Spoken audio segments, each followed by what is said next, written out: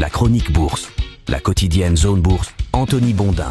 Salut à toutes et à tous et bienvenue dans ce point de marché Zone Bourse. Nous sommes le lundi 13 mai 2024 et il s'appelle ce matin « Tout est à peu près sous contrôle ». Pour débuter la semaine, je vais tenter un état des lieux financiero-psycholo-pifométrique de la situation des marchés actions qui vont plutôt bien. On va parler paradoxe, stats faiblards des bénéfices des sociétés en délire. Il sera aussi question du marché chinois et du programme de la semaine. Les marchés actions mondiaux sont donc pour une bonne partie d'entre eux repartis à l'assaut des records qui avaient été signés plus tôt dans l'année. Les doutes sur l'évolution de la politique monétaire américaine qui ont entraîné une baisse des indices en avril ont été étouffés par la robustesse des bénéfices des grandes entreprises cotées, mais aussi par le refroidissement de certains indicateurs économiques aux États-Unis. Ce dernier point peut paraître paradoxal, mais les investisseurs considèrent qu'il étaye le scénario d'une menace inflationniste qui se réduit et donc d'une Fed qui va pouvoir ou devoir baisser ses taux 1 à 2 fois d'ici la fin de l'année pour préserver cette dynamique. Et à ce titre, le zeitgeist du moment est tout ce qui montre que l'économie américaine perd de la vigueur et bon à prendre pour les actifs à risque. Depuis le début du mois, toutes les statistiques majeures publiées aux États-Unis sont ressorties plus dégradées que prévu. Les indicateurs d'activité ISM pour l'industrie et même pour les services étaient en zone de contraction. Les données du marché de l'emploi d'avril étaient bof et vendredi, les consommateurs américains ont montré, via l'indice de confiance des consommateurs de l'Université du Michigan, qu'ils avaient le moral dans les chaussettes et en plus qu'ils en avaient marre de l'inflation, et ça, c'est pas une très bonne nouvelle pour Joe Biden. Par conséquent, tout concourt à renforcer le scénario d'une banque centrale qui devra réduire ses taux. Toutefois, j'ajoute un second paradoxe à celui évoqué précédemment, les résultats des grandes entreprises cotées ont nettement rebondi et devraient continuer à le faire dans les trimestres à venir, et les indicateurs avancés du PIB américain pointent plutôt vers une accélération qu'un coup de frein. Les résultats des sociétés sont même remarquables. Aux États-Unis, les résultats du T1 ont dépassé les prévisions avec la marge la plus élevée des 2 dernières années. Alors pour résumer, le marché est bombardé de données complètement contradictoires, mais il continue de monter. Il faut probablement y voir une grande confiance dans le fait que la Banque centrale américaine fera le nécessaire pour que les choses se passent bien. Si l'économie ralentit, il ne fait guère de doute que la première baisse de taux aura lieu en septembre, et si l'économie se maintient ou accélère légèrement, il y aura une forme de fatalisme optimiste de la part du marché. Les taux restent élevés, mais ils n'entravent pas vraiment la mécanique, donc l'assouplissement monétaire peut attendre. Il y aura 2 gros tests de solidité des gains mardi et mercredi avec le diptyque prix à la production et prix à la consommation d'avril aux États-Unis. Le patron de la Fed, Jerome Powell, doit prononcer en plus une allocution demain à 16h, après le PPI et donc avant le CPI pour faire croire que je parle anglais.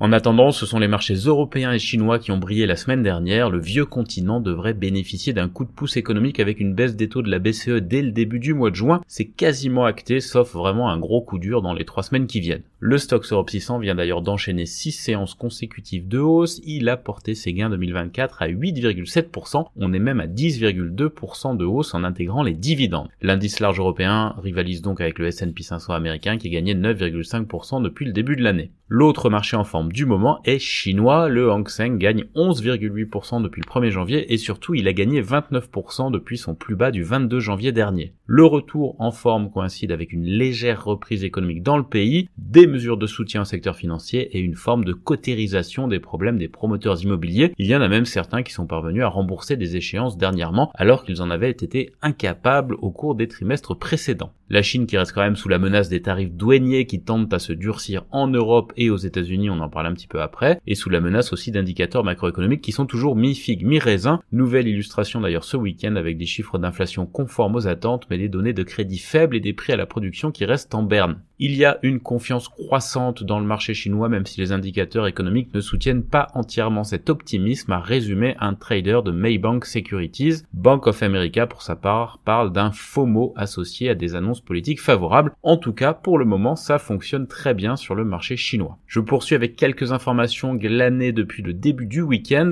D'abord, selon plusieurs sources, Joe Biden va imposer une surtaxe de 100% aux véhicules électriques chinois. Mes grandes compétences mathématiques me permettent d'affirmer qu'il va donc faire doubler les prix unitaires. C'est Tesla qui va être contente. Par ailleurs, la Maison Blanche prévoit aussi d'imposer des droits de douane sur les dispositifs médicaux fabriqués en Chine. Le détail de toutes ces mesures de surtaxe est attendu en début de semaine. Aujourd'hui, on aura 2 allocutions de banquiers de la Fed à 15h, Philip Jefferson et Loretta Mester qui sont d'obédience assez neutre. Par ailleurs, dans un mélange assez audacieux, je vous annonce que la Suisse remporte le concours de l'Eurovision 2024, que les chars israéliens encerclent la moitié est de Rafah et que Vladimir Poutine a limogé son ministre de la Défense Sergueï Shoigu. Par ailleurs, la Chine émet des obligations de très long terme pour la première fois, des obligations à 50 ans. Le pays a aussi émis des échéances à 20 et 30 ans. Au total, l'émission représente quand même 140 milliards de dollars, un signe des efforts de Pékin pour financer la relance, estime-t-on sur le marché. La grande fiesta de l'Elysée Choose France permet d'attirer 15 milliards d'euros d'investissement, notamment en provenance de quelques stars du numérique dont Microsoft et Amazon.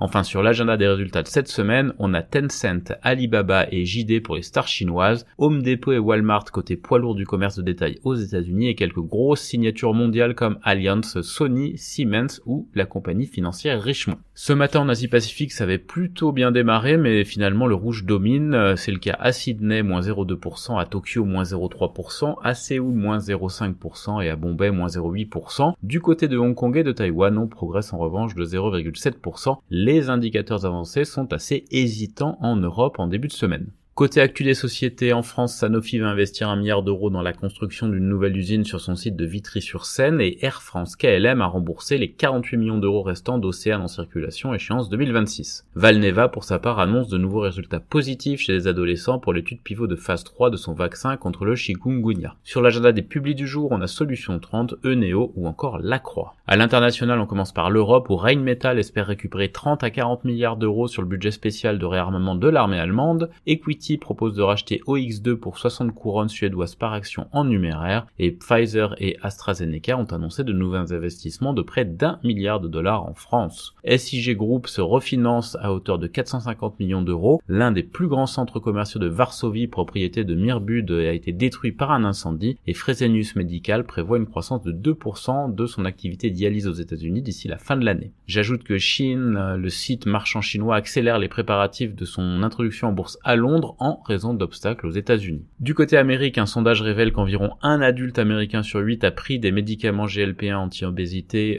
fabriqués par Novo Nordisk et Eli Lilly. Apple a signé avec OpenAI pour mettre des fonctionnalités IA dans l'iPhone. Microsoft va donc investir 4 milliards d'euros en France. Amazon va annoncer un investissement de 1,2 milliard d'euros dans le cadre du sommet Choose France encore. IBM de son côté va investir 45 millions d'euros dans l'Hexagone et Morgan Stanley va renforcer ses équipes parisiennes d'une centaine de personnes. Par ailleurs, les actions de Novavax se sont envolées de plus de 200% vendredi aux États-Unis grâce à l'accord de licence conclu avec Sanofi et ExxonMobil est condamné à payer 725 millions de dollars pour le cancer d'un ex-employé. Du côté de l'Asie-Pacifique et du reste du monde, les résultats de Tata Motors déçoivent et le promoteur chinois Country Garden a remboursé des coupons onshore pendant le délai de grâce qui lui avait été accordé. Côté agenda des publis, on a SoftBank, Bridgestone, Tencent Music, Suzuki Motor, Ferrovial ou encore Taisho et Petrobras. Voilà, c'est terminé pour ce premier point de préouverture de la semaine. Je vous souhaite une très bonne journée à toutes et à tous.